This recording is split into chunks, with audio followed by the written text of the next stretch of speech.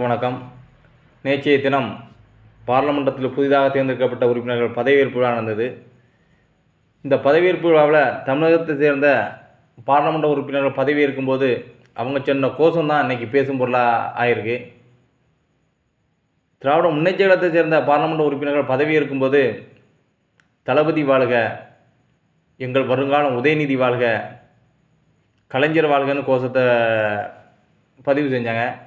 ஆனால் இதில் ஒரு பெரிய விஷயம் என்னன்னா, இவங்க போடுற கோஷம் எதுவும் அவை குறிப்பில் இருக்காது அப்படின்னு தெரிஞ்சும் இந்த கோஷத்தை பதிவிட்டாங்க. இது ஒரு கவன ஈர்ப்பு மாதிரி தான் இருந்தது.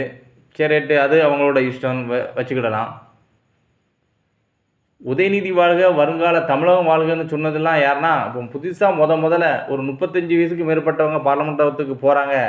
அவங்க தான் ஸ்டாலின் மேலே உள்ள பிரியத்திலையும் உதயநிதியின் ஆளுமையை பற்றி வியந்தும் சொன்னாங்கன்னா, சரி ரைட்டு, அவங்க கட்சியோட தலைவர் சொல்லுதாங்க அப்படின்னு நம்ம நினச்சிக்கலாம்.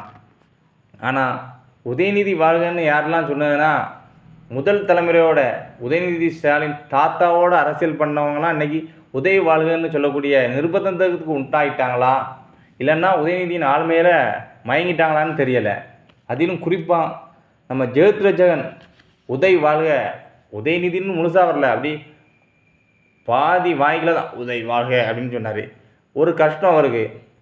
ஒரு 74 வயசு பெரியவர், கலைஞர் வியந்த ஜெகத்ரட்சகன்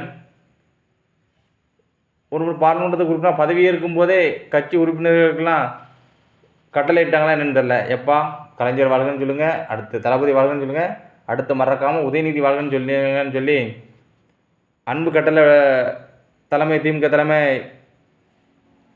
சொல்லியிருக்கலாம். ஒரு வருத்தத்தோடு தான் ஒரு ஜெகத்ரட்சகன் சொன்ன மாதிரி இருந்தது.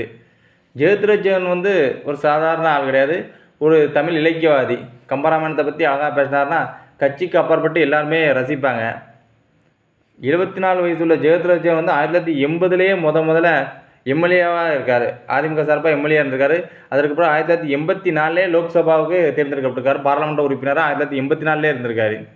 அதுக்கடுத்து 99, 2004, 2009 கண்டினியூவாக ஒரு எம்பியாக இருந்துக்கிட்டு இருக்காரு. அவரை போய் உதயநிதி வாழ்கன்னு சொல்ல வச்சுட்டாங்க அப்படின்னு தமிழர்களுக்கு வருத்தமாக இருக்கலாம். ஆனால் கழகத்து உடன்பிறப்புக்கு உற்சாகமாக தான் இருக்கும். ஏன்னா அவங்களோட இளைய தலைவரை சொல்கிறாரு, அது ஒன்றும் பிரச்சனை இல்லை. ஆனால் ஜெகத்ரட்சகன் வீட்டில் என்ன நினச்சிருப்பாங்கன்னா, இந்த ஆளுக்கு இந்த வயசுக்கு பிறகு இது தேவையா, பேசாமல் இருந்திருக்கலாம், வேண்டான்னு சொன்னால் கேட்கல. இப்போ பாரு, எம்பியாகி ஜெயிச்சு டெல்லியில் போய் பார்லமெண்ட் அவையில் இருந்துக்கிட்டு அவரோட பேரன் வயசு இருக்கும், அவரை போய் உதய் வாழ்க அப்படின்னு சொல்லக்கூடிய நிலைமை ஆகிட்டேன்னு சொல்லி வருத்தப்பட்டிருப்பாங்க. ஆனால் கலைஞர் வியந்த ஜெகத்ரட்சகன் உதயநிதியிடம் தாழ்ந்து போயிட்டாருங்கிறது தான் தமிழ் இலக்கியத்தையும் ஜெகத்ரட்சனையும் விரும்பக்கூடியவரோட வருத்தமாக இருக்குது. அதே போல் தயாநிதி மாறன் ஸ்டாலினுக்கு போட்டியாக இருந்தவர். கலைஞரின் அடுத்த அரசியல் வாரிசு யார் இங்கே போட்டியில் யார் இருந்தாருன்னா தயாநிதி மாறன் இருந்தார். தினகரன் பத்திரிகையில் திமுகவின் அடுத்த அரசியல் வாரிசு யாருங்கன்னு ஒரு சர்வே மாதிரி எடுத்திருந்தாங்க. அதில் தினகரனில் பிரசுரமாகிடுது. கலைஞரின் அடுத்த அரசியல் வாரிசு யார்? ஸ்டாலின், அழகிரி, அடுத்ததாக என்ன பேர் இருந்தது? தயாநிதி மாறன், அதுக்கடுத்து கனிமொழி இருந்தது. இப்படிப்பட்ட ஸ்டாலினோட போட்டியில் இருந்தவர் இன்னைக்கு உதயநிதி ஸ்டாலினுக்கு சிஷியன் ஆகிட்டார். அதில் எவ்வளோ அழுத்த திருத்தமாக சொல்கிறாப்புல. உதயநிதி ஸ்டாலின் வாழ்க வாழ்கன்னு அழுத்த திருத்தமாக சொன்னவர் அடுத்து முக்கியமான ஒன்று சொன்னார். என்ன சொன்னார்னா, நீட் வேண்டாம்.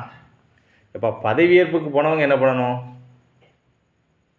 இந்திய ஒருமைப்பாட்டை காப்பேன், இந்தியா சட்டத்திட்டங்களுக்கு உட்பட்டு நடந்தேன்னு சொல்லி பதவியேற்றாங்க. ஓகே, எங்கள் தலைவர் வாழ்கன்னாங்க. ஓகே, அது என்ன நீட் வேண்டாம்? நீட் வேண்டாம்னா நீட்டால் ரொம்ப பாதிக்கப்பட்டது யாருன்னா தயாநிதி மாறன் தான். தயாநிதி மாறன் ஒரு மேடையில் தழுதெழுத்து பேசுகிறார். அவர் பொண்ணு கேட்டதான், எப்பா நான் டாக்டர் ஆகணும்னு. அதுக்கு தயாநிதி மாறன் பேசுகிறார் பாருங்கள், நாங்கள் எத்தனை பேருக்குமா டாக்டர் சீட்டு வாங்கி கொடுத்துருக்கோம், எங்கள் தாத்தா எத்தனை பேருக்கு வாங்கி கொடுத்துருக்காரு, எங்கள் மாமா எத்தனை பேருக்கு வாங்கி கொடுத்துருக்காரு, நான் எத்தனை பேருக்கு வாங்கி கொடுத்துருக்கேன், உனக்கு வாங்கி தர முடியாதா, நான் வாங்கி தந்துடுறேம்மா அப்படின்றாரு. எப்படி நீ படிக்காவது போ, உன்னையே டாக்டர் ஆக்க வேண்டியது எங்கள் பொறுப்பு, நாங்கள் எத்தனை பேரை டாக்டராக ஆகியிருக்கோம் அப்படிங்கிற ரீதியில் சொல்லியிருக்காரு. ஆனால் நரேந்திர மோடி பிரதமராக வந்த பிறகு நீட்டு தேர்வு, நரேந்திர மோடி பிரதமராக வந்த பிறகு கொண்டாந்ததில் நீட்டு தேர்வு, அதற்கு முன்னே திராவிட முன்னேற்ற கழகம் ஆட்சியில் இருக்கும்போது தான் நீட்டு தேர்வு கொண்டாந்தாங்க. அதற்கு பிறகு வந்த மத்திய அரசு நீட் தேர்வில் சில சட்டத்திட்டங்களை கொண்டாந்து அதை அப்படி நடைமுறைப்படுத்திட்டாங்க. நீட்டுத் தேர்வில் தேர்ச்சி பெற்றா மட்டும்தான் மருத்துவ படிப்பு படிக்க முடியும். தயாநிதி மாறன் மகள் அல்லவா, படிக்கணும்னு இது கிடையாது. நம்ம எப்படிலாம் டாக்டர் ஆயிடுறாங்க இதில் கனவுல இருந்த பிள்ளைக்கு நீட் தேர்வில் பாஸ் ஆகலை, டாக்டர் ஆக முடியலை. இந்தியாவில் படித்து டாக்டர் ஆக முடியலை. இப்போ வெளிநாட்டில் படிச்சுக்கிட்டு இருக்குன்னு நினைக்கிறேன். அந்த பெரிய வருத்தம், அவ்வளோ பெரிய வருத்தம் அவர் முகத்தில் அவ்வளோ பெரிய கடுப்பு தருது.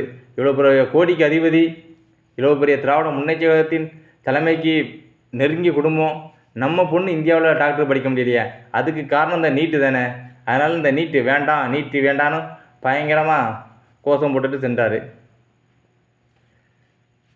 திராவிட முன்னேற்ற கழகத்தை சார்ந்த உறுப்பினர்கள்லாம் பதவியேற்பில் முக்கியமாக சொன்னது கலைஞர் வாழ்க, தளபதி வாழ்க, உதயநிதி வாழ்கன்னு தான்.